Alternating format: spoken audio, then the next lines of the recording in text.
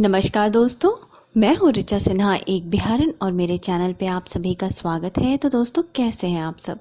ये बताने के लिए जल्दी से मेरे कमेंट बॉक्स में जय माता दी लिख दीजिए। माता रानी आप सभी की सारी मनोकामनाएं पूर्ण करें। दोस्तों, हर महीने में 2 एकादशियाँ आती हैं और मैं दोनों एकादशी से संबंधित वीडियो अपने चैनल पे ज़रूर अपलोड करती हूँ। तो भक्तगण कई प्रश्न भी पूछते हैं कि अगर एकादशी 2 दिन है तो कौन सी एकादशी करें।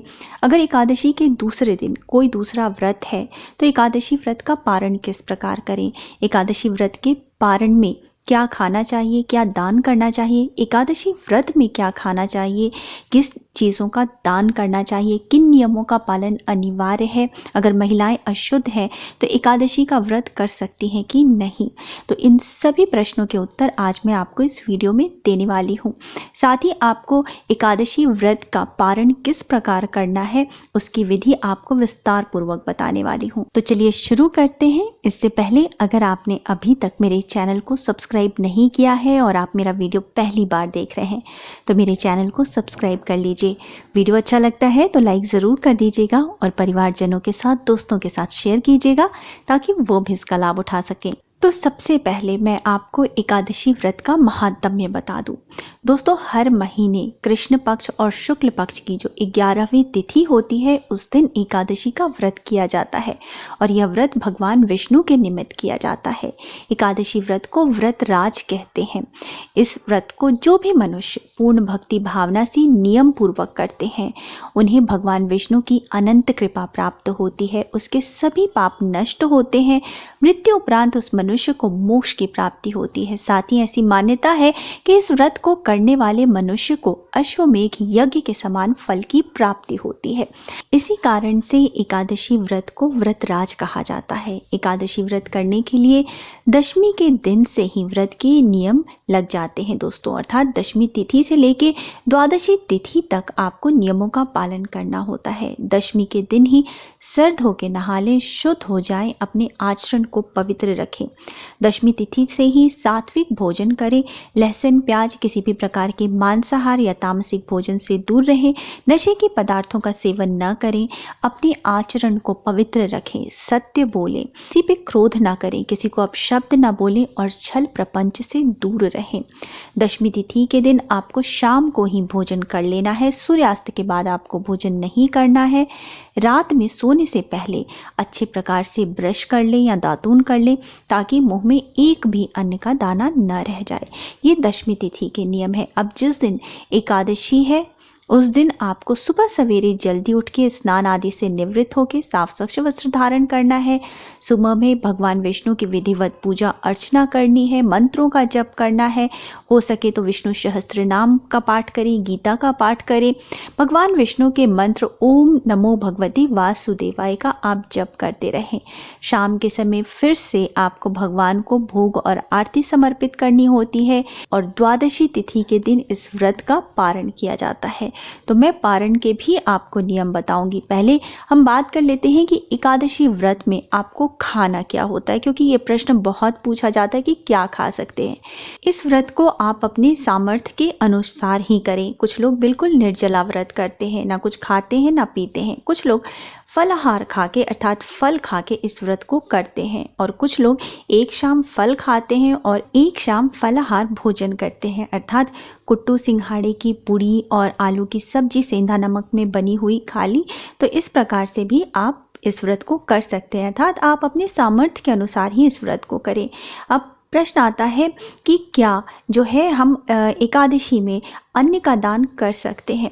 दोस्तों, एकादशी तिथि के दिन जो है सभी अन्न में जो है पाप का वास होता है, तो एकादशी के दिन जो है आप अन्न का दान नहीं कर सकते। अगर आप एकादशी तिथि के दिन दान करना चाहते हैं तो आप फल का दान कर सकते हैं, पैसों का, वस्त्र का दान कर सकते हैं। और द्वादशी तिथि को पारण से पहले आपको ब्राह्मणों को भोजन कराना चाहिए और दान अवश्य करना चाहिए, उसके बाद ही अपने व्रत का पारण करना चाहिए।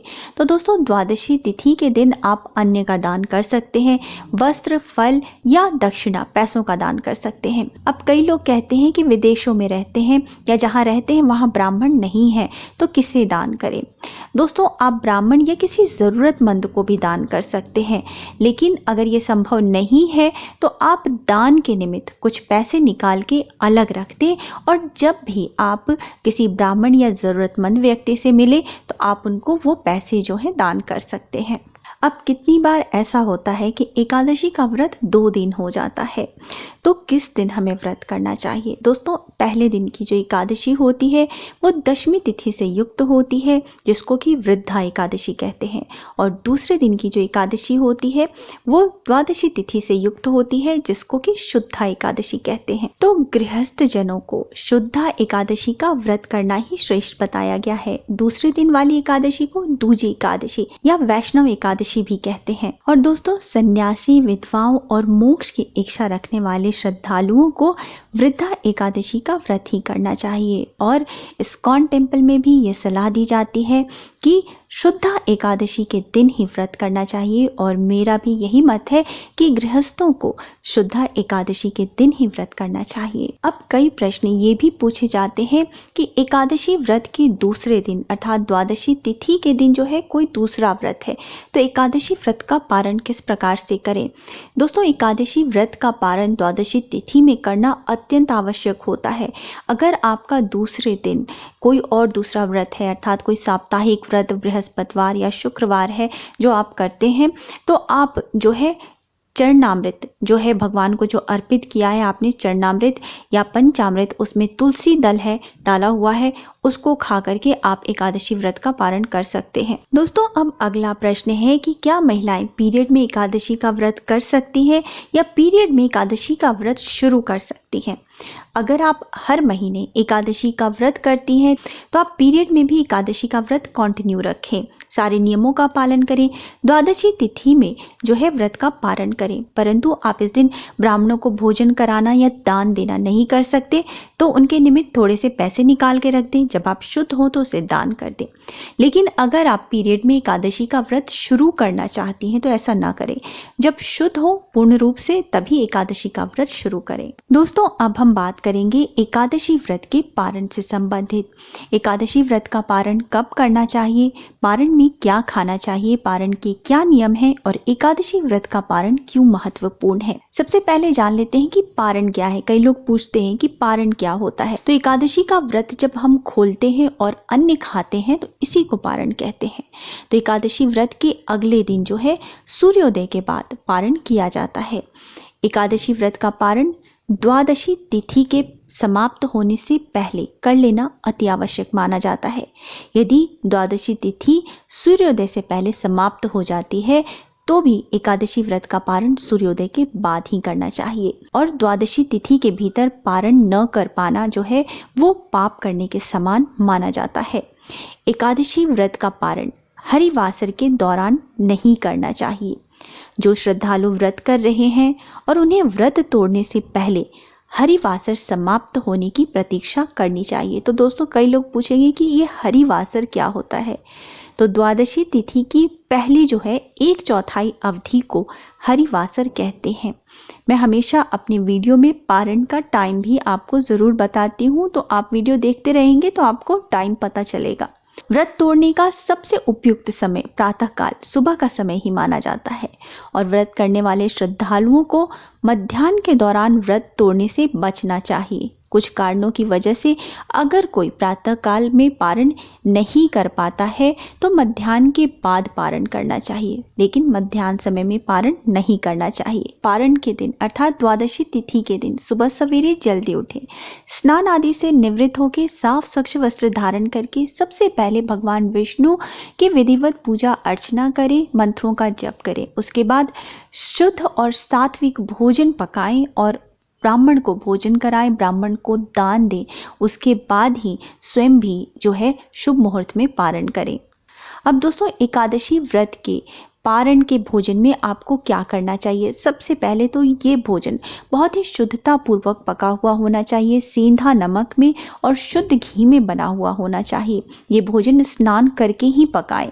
साथ ही पारण के भोजन में कुछ बातों का विशेष ध्यान रखें, जैसे कि मूली, बैंगन, साग, मसूर दाल, लहसुन, प्याज, इन सब चीज़ों का भोजन में प्रयोग नहीं करें। साथ ही व्रती को जो है बहुत ही श्रद्धापूर्वक भोजन करना चाहिए। थाली में भोजन परस ले और साफ स्वच्छ जगह पर आसन बिछा करके बैठे, पूर्व या उत्तर दिशा की ओर मुख करके। और सबसे पहले हाथ जोड़ के भगवान विष्णु, माता लक्ष्मी का ध्यान करें, उनसे भोग लगाने की आग्रह करें और उसके बाद ही स्वयं भोजन करें। दोस्तों, भगवान विष्णु को तुलसी जो है वो बेहद प्रिय है और उनकी पूजा में यदि तुलसी न हो तो वो पूजा का भोग स्वीकार नहीं करते। इसलिए दोस्तों, एकादशी व्रत के पारण में भी एक तुलसी पत्र जरूर डाल दें, तभी भगवान विष्णु उसको ग्रहण करेंगे और वो पारण का भोजन जो है वो एक प्रसाद बन जाएगा। इस प्रकार से दोस्तों, मैंने कोशिश की है कि मैं इस वीडियो में आपके एकादशी व्रत से संबंधित अधिक से अधिक प्रश्नों के उत्तर दे सकूं। लेकिन फिर भी आपके मन में कोई प्रश्न रहता है तो आप मेरे कमेंट बॉक्स में कमेंट करके पूछ सकते हैं। उम्मीद है आपको मेरा आज का वीडियो पसंद आया होगा। वीडियो पसंद आया है तो वीडियो को लाइक कर दीजिए, परिवारजनों के साथ, दोस्तों के साथ शेयर जरूर कीजिएगा और मेरे चैनल को सब्सक्राइब करना मत भूलिए। मिलते हैं अगले वीडियो में, तब तक स्वस्थ रहिए, सुरक्षित रहिए और अपना बहुत बहुत ध्यान रखिए। जय माता दी।